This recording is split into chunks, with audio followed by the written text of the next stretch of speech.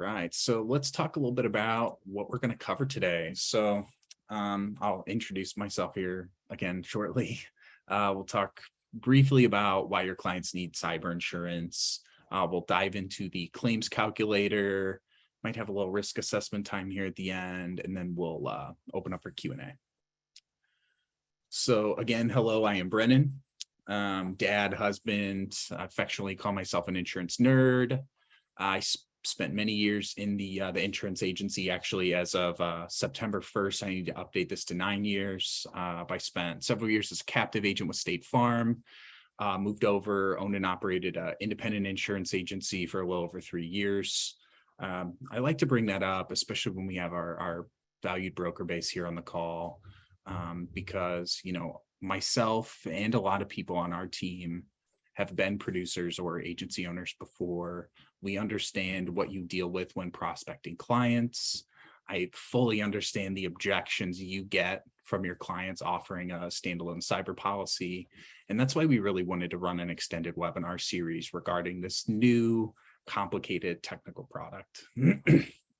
So to dive right in, wanted to just briefly discuss what we talked about last week. Or 2 weeks ago, if you weren't here. So we talked through Coalition's key differentiators, the true evolution of digital risk and why this product is so pertinent in today's culture. We've done a quote demo. We've done a coverage overview and an appetite review. We'll definitely take another look at some coverage and appetite today. Awesome. And Morgan, thank you so much for dropping that link in the chat. That's a great way to get in front of the Attune team here. All right, so moving right along. This view should be familiar to you. It's a quick look inside the beautiful Attune portal. What I really like to point out here is, as you go through and navigate quoting your first and hopefully many cyber policies, what you will be seeing when you are finished is, of course, a quote. We'll also provide a comprehensive cyber risk assessment. Sometimes you'll see that labeled a CRA or a cyber risk assessment.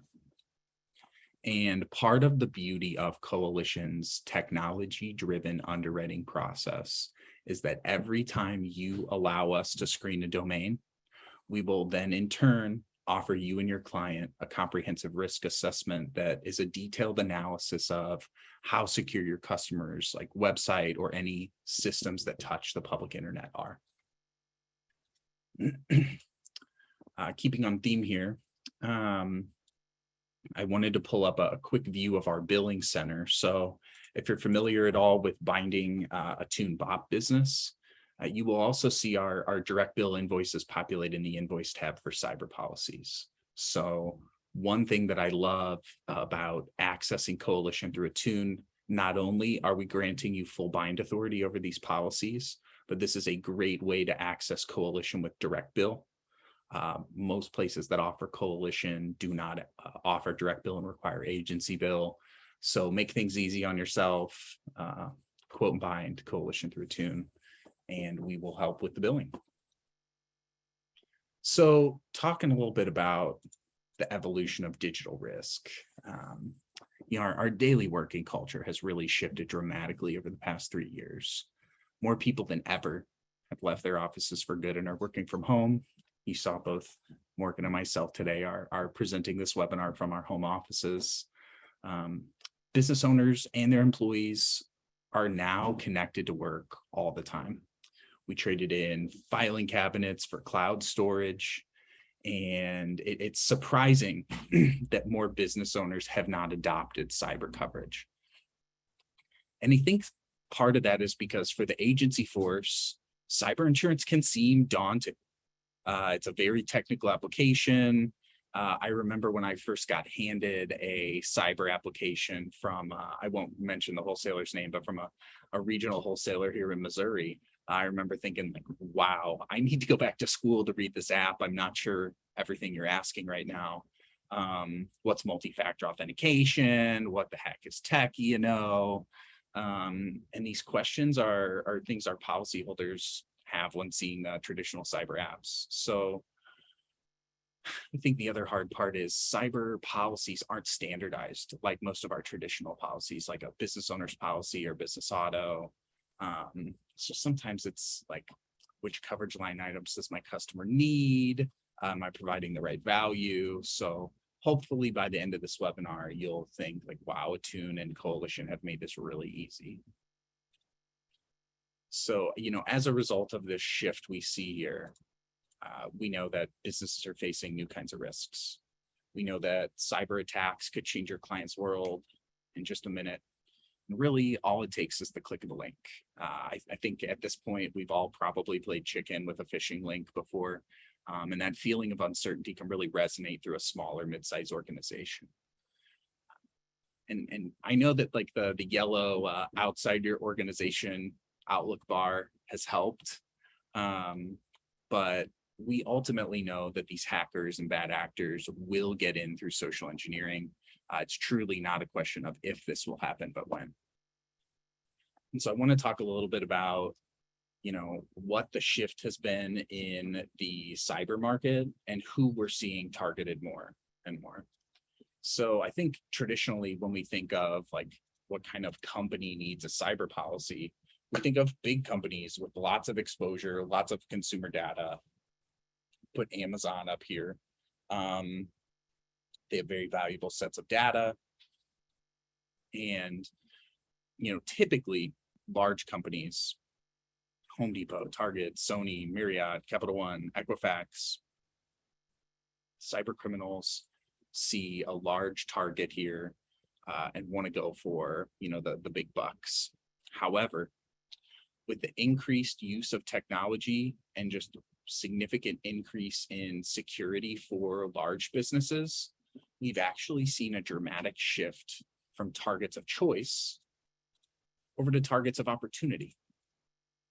And today, a lot of cyber attacks have become automated, and tactics like ransomware or funds transfer fraud have made mom and pop shops a really attractive target for hackers. More often than not, these threat actors are resourceful and they try to capitalize their efforts on targets of opportunity that require the least amount of effort to exploit. This could be due to a business's negligence in implementing like secure cyber parameters or protecting their internet-facing assets. What this really means is that cyber criminals often orient their attacks towards targets of opportunity rather than targets of choice like they used to. Unfortunately, for a lot of businesses, regardless of size or industry, the biggest exposures are these exploitable loopholes or lack of controls that cyber criminals can very easily pick up on and monetize. And not only is the tech getting smarter, but the hackers are targeting small business on or around times when they collect the majority of their revenue. We've given a claims example in the past. Think a florist the week before Valentine's Day. Unfortunately, this is a trend that is growing year over year. And so as we talk about these trends with claims, I wanted to take a moment and talk about some historic internal coalition claims data. This is 2021 claims data. So our average ransom demand made against policyholders in 2021 was 1.2 million. The average loss for our policyholders was 160 grand. And we've seen a 57% increase in claims targeting small businesses. I think that's the stat that hits hardest. But if we take a quick shift back to the middle here and think about an average claim of 160,000 bucks. When I think back to my broker days, oftentimes this is 40, 50, 60% of a small business's annual revenue. And I think we can all shake our heads in agreement that for a lot of our run-of-the-mill day-to-day small businesses, $160,000 cyber attack that's not covered by a policy would put them out of business. And so with that, it's important to understand that cyber insurance can protect the business from all kinds of digital risk. I think a lot of us are used to being familiar with the few line items that are covered by a cyber business owner's policy endorsement. And know if you haven't gone out to the market and shopped a standalone cyber policy before, you're going to be blown away by how broad the coverage form is that we have available.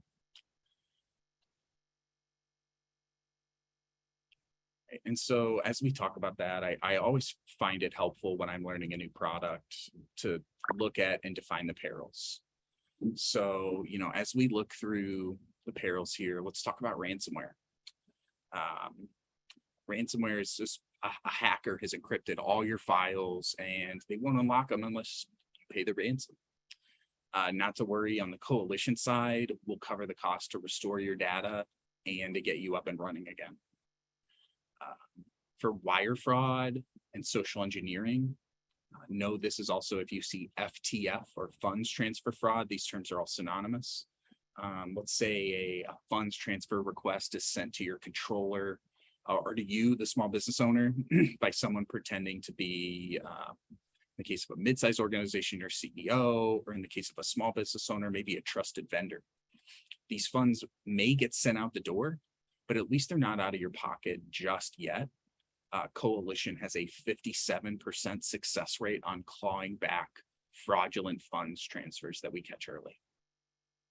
And then finally, these phishing and data breaches. So let's say a hacker gains access to an employee's email account or breaches into your network.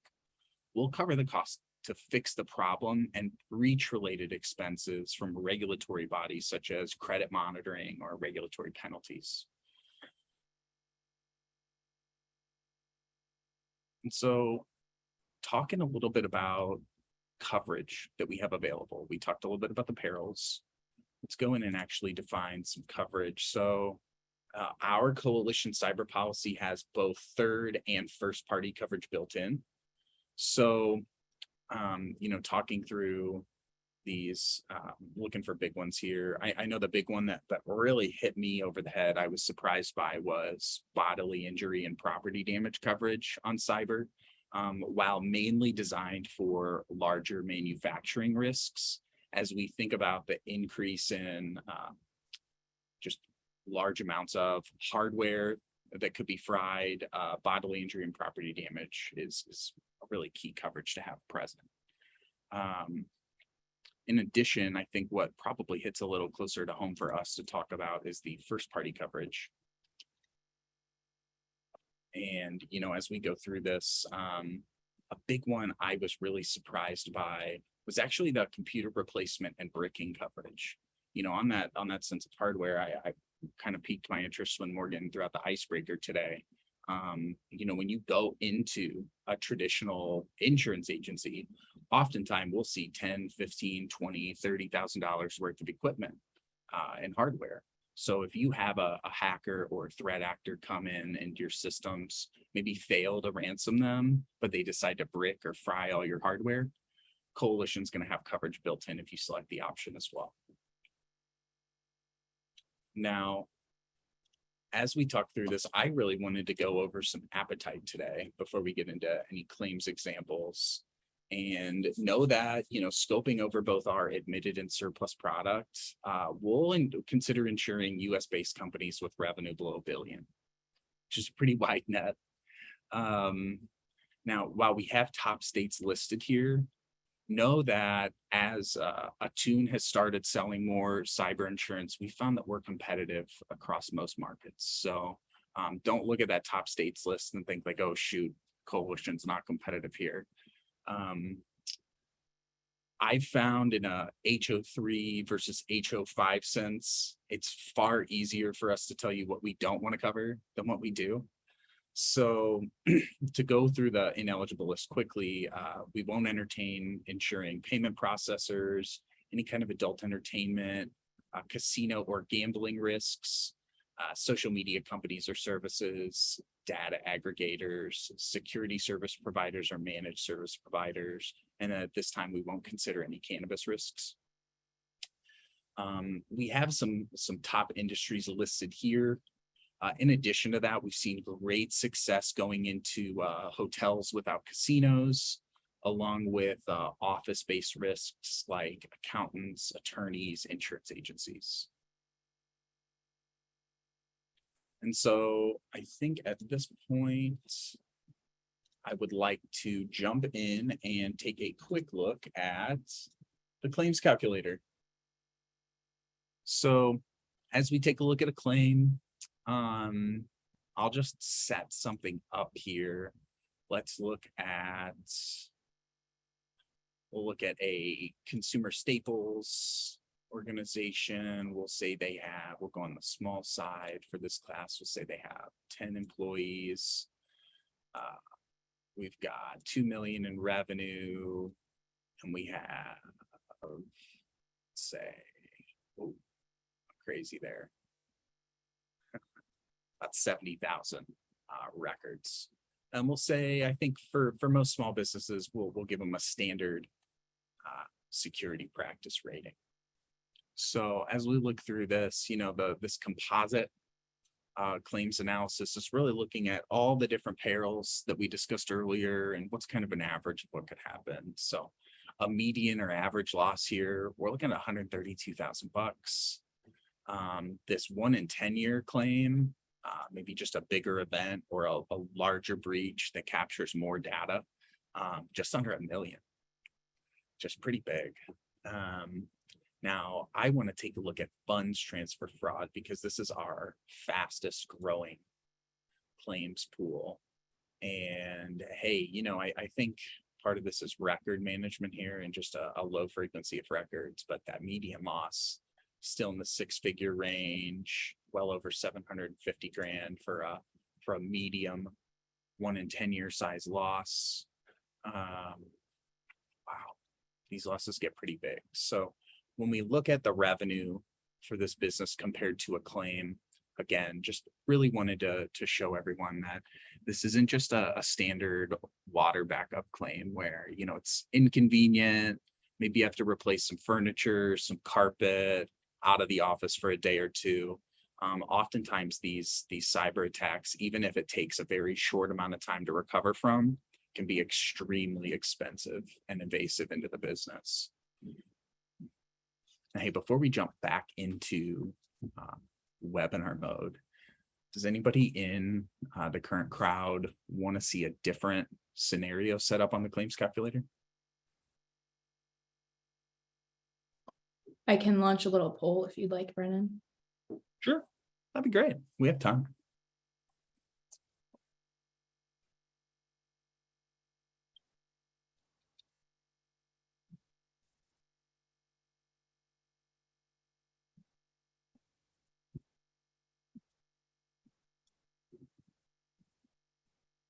You can vote towards which industry you want to see, the employee count you want to see, and their revenue. So it looks like we've got some.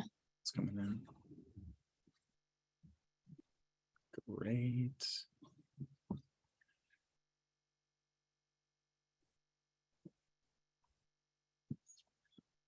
Right, I'm going to give 5, 4, 3, 2, 1.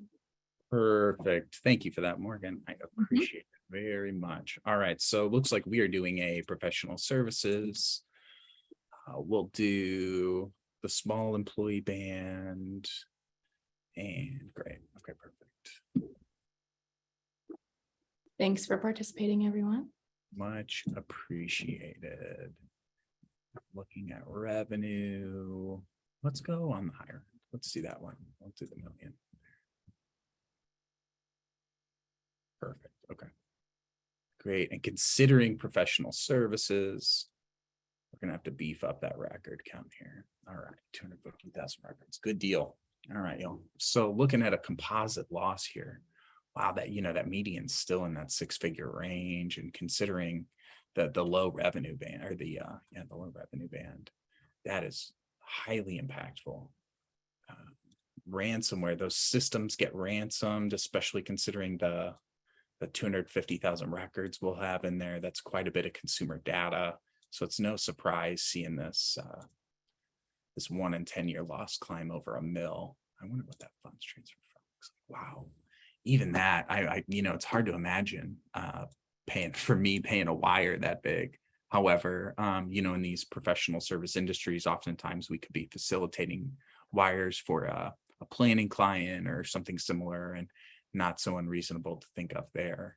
And then that data breach, again, very sizable claims here. And, one reason I want to go through this exercise and just kind of talk about claim size is oftentimes when we can show a client, here are what we know about your business, and compared to other people like you in your industry, this is what we kind of expect to see if you ever have a breach, can oftentimes be that really eye-opening scenario to create. And I always used to train my producers that facts tell people, but a claim story can really help you sell the policy or broader level of coverage. So, well, thanks so much for the participation there. We'll kind of dive back in here. So we talked a little appetite, looked over the claims calculator. So wanted to just, again, show another portal screenshot. So you'll see the typical account creation page, drop into our very short underwriting application, anywhere from 8 to 10 questions. 10 is the maximum. And then we'll drop right into the coverage page. So on the coverage page, what I really like to highlight is these little question marks launch a tooltip for each coverage line item. And in that, we have some non-technical verbiage to really help you explain what's covered, and several of them include claims examples to really drive home why your customer, could need that coverage. All right. So wanted to cover a couple of frequently asked questions. So the first one that myself and my team see a lot is, Brennen, we've had a cyber incident or breach in the past. Am I eligible? And I was surprised to find yes. Our policy is a full prior acts policy. So you won't see a retro date published on the deck. And most importantly, if during the explanation of a prior claim or breach, paired with our security scan, our underwriters feel comfortable that your insured has successfully remedied the exposure, we will happily extend coverage to your insured. Get another pretty frequently asked question, what paper's the policy written on? We write on Swiss Re, Lloyd's, Argo. If you follow Coalition closely, you'll see that we're working on some captive risk tolerance there as well, which is exciting. So maybe next year you'll see Coalition as the full risk underwriter there.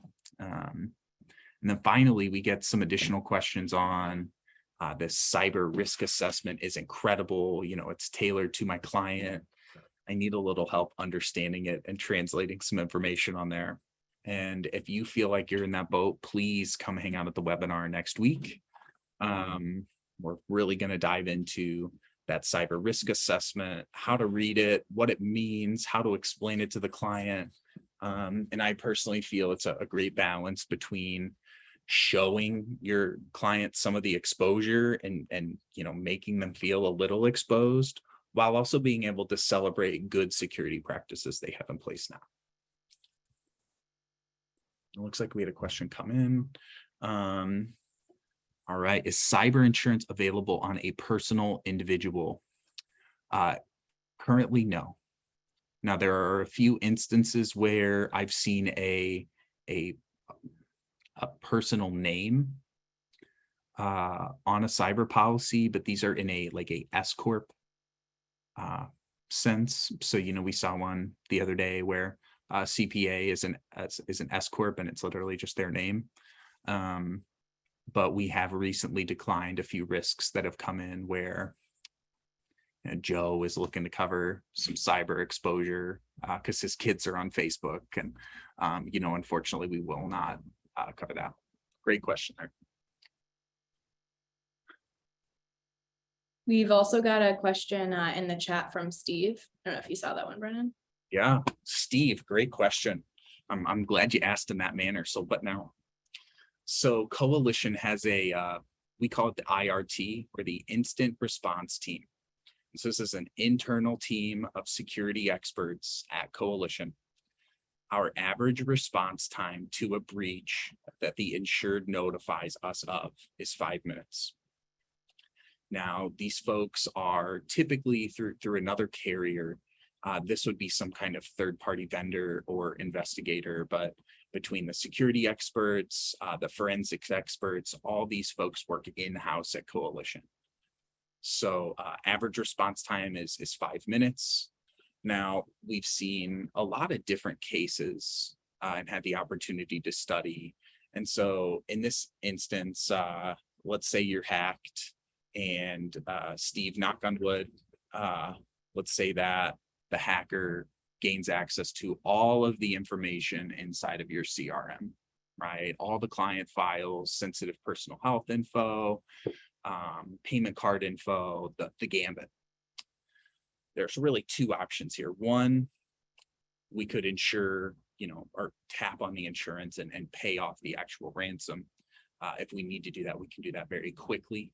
We have many methods in which to pay off a hacker, whether that be like a funds transfer, whether that be some kind of issuing out some kind of crypto payment, which would be a little less traceable.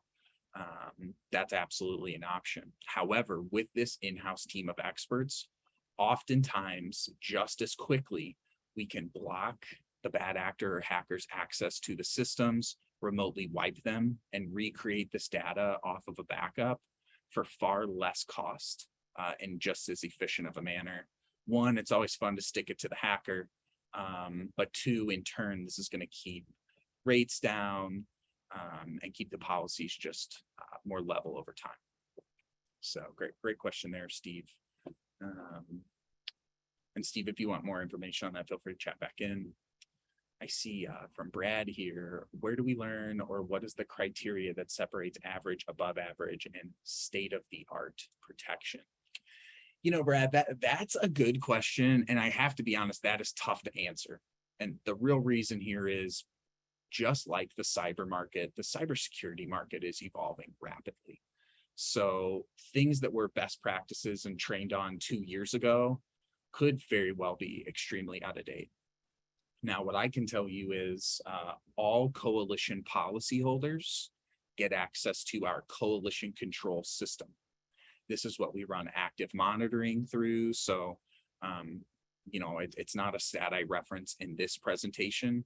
However, know that just under half of breaches that occur to Coalition policyholders, we actually proactively notify the policyholder of, and it's something that happened without them knowing about. But Coalition Control also houses a ton of information about how an insured or you can increase the level of security you have.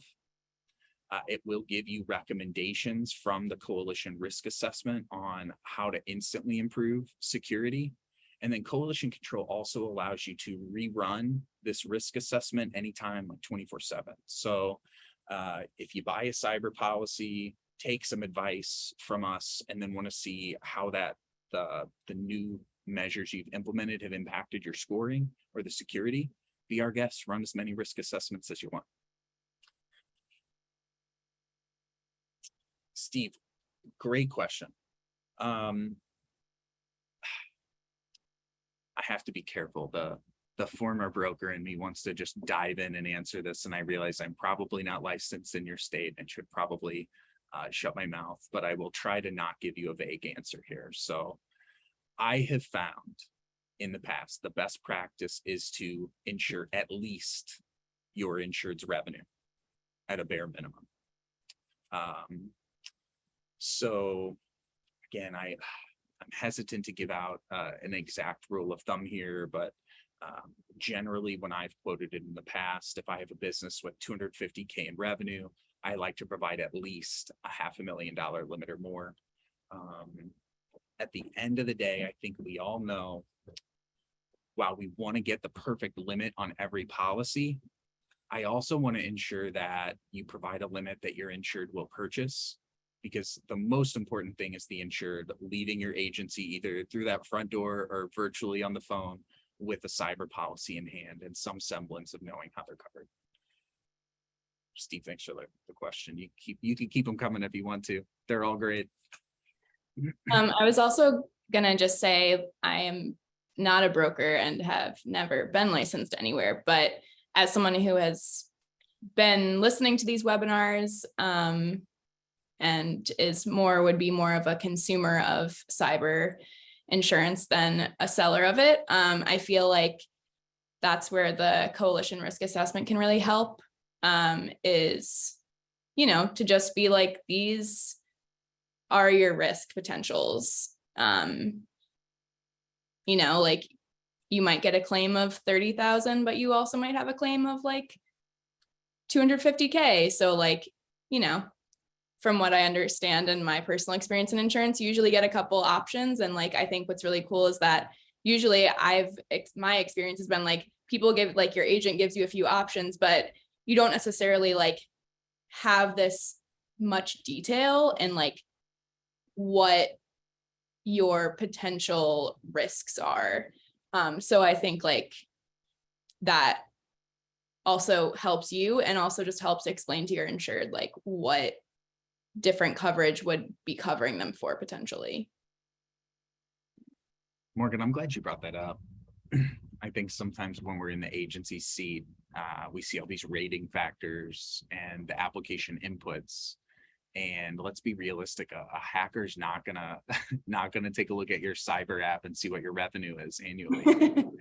They're gonna make a guess, probably based on what they've been able to get out of other business owners and go for that. So these average claim stats and a lot of the different stats you'll see that are really designed for your insured. So for instance, a coalition or a cyber risk assessment will say, hey, Morgan, your bakery compared to other bakeries with this many employees, this level of revenue, and this frequency of record management will likely have claims this size, depending. So really good reference there. I appreciate you doing that. Yeah, of course. Fantastic. So I'd be remiss if I didn't say thanks again for coming to the webinar. We do have some upcoming webinars. Would love to see you next week regarding the cyber risk assessment, and I'll be here for at least another 10 or 15 minutes to answer any additional questions that come in. Looks like we did get another one.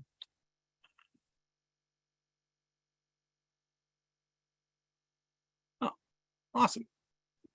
Well, Steve, if you do want to talk a little more in depth about the quote or anything there, feel free to drop some time on through that link Morgan posted, and we'd be happy to provide a little more consult there. I see one here from Ramon. My boss would like to have your contact information. We're trying to contact a tune in regards to cyber liability and get a response. Oh, sorry about that. Yeah, hey, we can absolutely get you some contact info here, no problem. I'm actually going to copy and paste this, and we'll leave myself a note right now. And also, Ramon, if you can also use that link to sign up for a one-on-one chat with the info, which I will repost right here.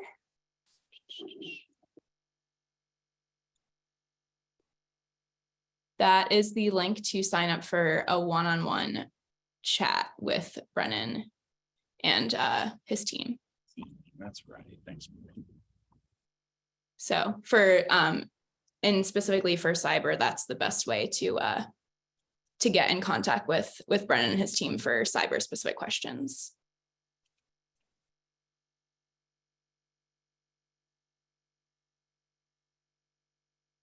Yeah, of course. Sent you an email, so I didn't forget. So it's already sent. Should be there. These days with webinars get busy. I don't want to miss it. Well, we'll be here for a few more minutes to answer any questions. But hey, that wraps up our webinar today. Really appreciate everybody coming. And if you have anything else you want to discuss, be our guest. And I just put another note in this chat here, but there's a short survey that's going to pop up when you leave the webinar. Would super appreciate it. I personally read through all the responses. So appreciate any feedback you want to leave. And again, there's that link to the one-on-one chat with Brennen. We'll be having another webinar coming up in a few weeks here. So that link will be coming with the follow-up email that you should be receiving either later today or early tomorrow with the recording and resources.